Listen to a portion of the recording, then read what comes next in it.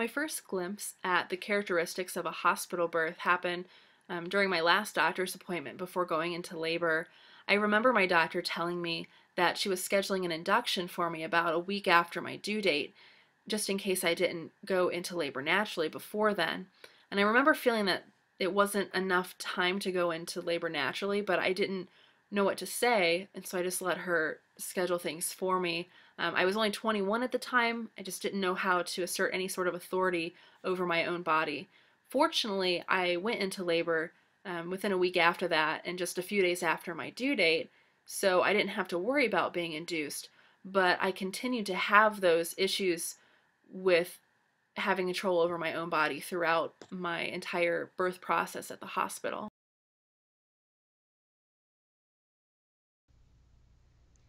Going into labor for me was actually, it was a little bit weird because my water had actually broken the day before and I hadn't gone into labor. So I knew that it was coming really soon. And I was stressed because I knew that the medical guidelines indicated that you give birth to your child within like 14 hours of your water breaking in case and there could be a chance of infection setting in. And so this had been about, but I contacted my midwife when my water broke, and she knew my concerns, and so she sent me links to scientific journals that talked about what the risk was. So I was able to go through those articles and those journals myself and see that the chances of a serious infection setting in after your water breaks is like less than 1% within the first 4 days. So we established that we would go for I would wait for 4 days. If I did not go into labor within 4 days, I would go to the hospital and be induced.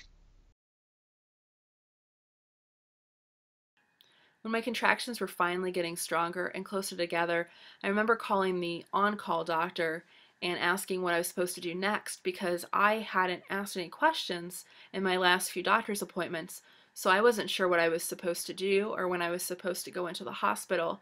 And he basically said, well, because you're able to talk to me right now and you're not keeling over in pain, you can't be that far along in labor and you'll just have to sit and wait it out and call the hospital later when it's time to go in.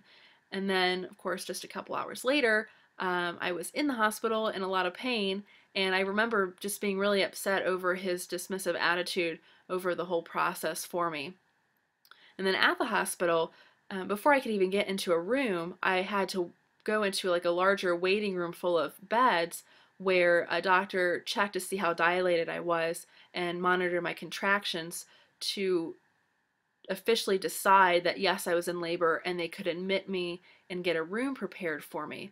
So I was probably in that room for at least 30 minutes before I was able to move into an actual hospital room and then be monitored again before they took me off of any machines and let me walk around and do what I wanted.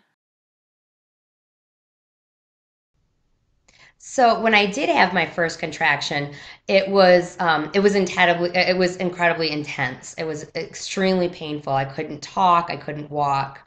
Um, and what I didn't know at the time was that I would have my son within 4 hours. So it was just a really short labor. And I was really nervous because I thought that this was just the beginning and then it was just going to be so horrible. I didn't know how I was going to make it. So we called my midwife and she told me to keep in touch with her over the phone so that she would come. She lived about 40 minutes away. So my husband kind of timed the contractions and I kind of just ignored him and I walked around a lot. I kind of paced the hallway. And I know it seems kind of funny, but I actually went and sat in the bathroom. And the we had tile floors and tile walls. It was nice and cool. And no, I didn't want anybody in there. So it was just nice and quiet and calm for me. And that's where I did a lot of my laboring until my midwife arrived. I went through my pregnancy with the plan that I was going to have a drug-free birth. I had read some books and articles about that to help motivate me because I didn't have anyone in my own life who was supportive of that plan. And for a while in the hospital, I was able to labor naturally. There was a jacuzzi tub in the bathroom that I was able to get into for about an hour or so, and it really helped with the pain and managing the pain of my contractions. But as soon as I got out of the tub, because they wanted to check and see if I had progressed any further, that whole Western, institutionalized medical practice took over. I was about 7 centimeters dilated and my water hadn't broken, and they decided that it was time to break my water for me and speed up the process of labor. And once they did that, I wasn't allowed to get back into the tub, and I did the rest of my labor in the room, mostly in the bed. And the pain got so bad once I was out of the tub that I ended up giving in and getting pain medication. And I basically just started with a light IV drug that made me mostly just hallucinate and just took the edge off the pain a little bit. And that wore off after about an hour.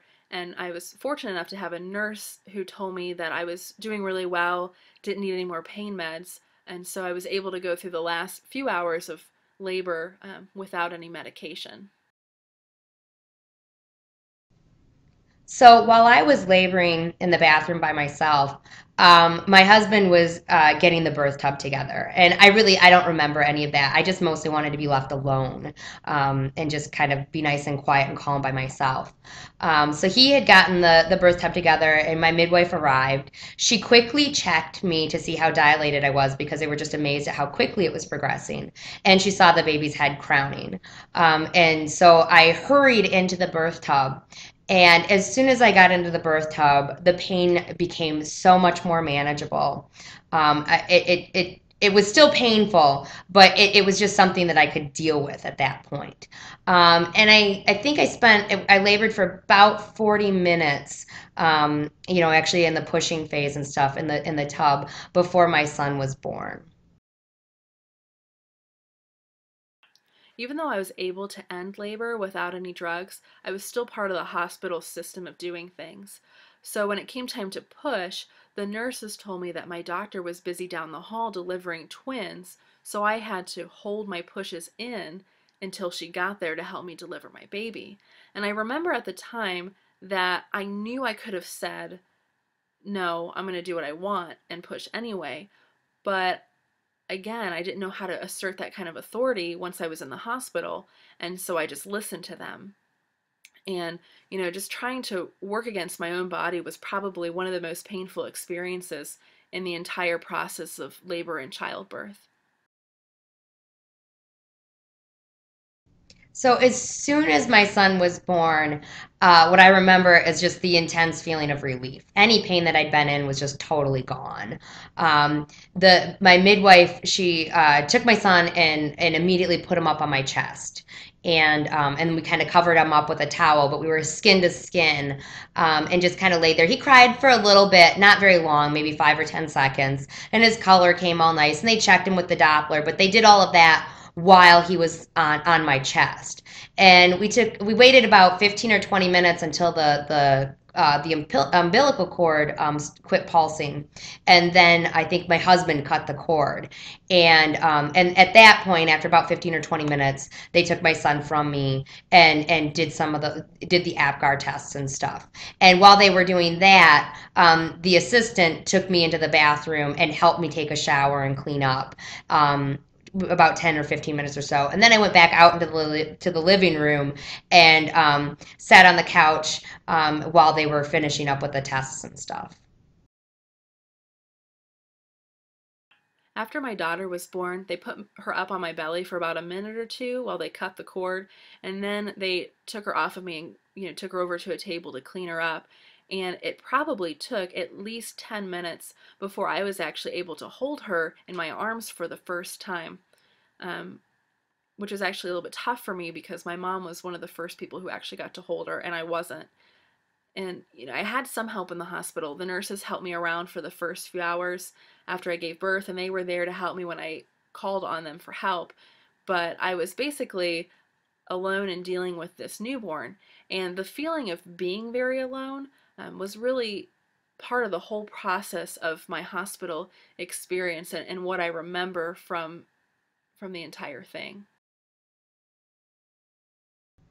So after my son was born and after they'd finished up with all the tests and weighing him and stuff, the midwives basically they got me some food and some drinks, and then they cleaned up. They cleaned the tub up. They threw everything out that needed to go away, and they sat in the living room with us for a couple of hours and made sure that breastfeeding was going all right, and that everything was fine.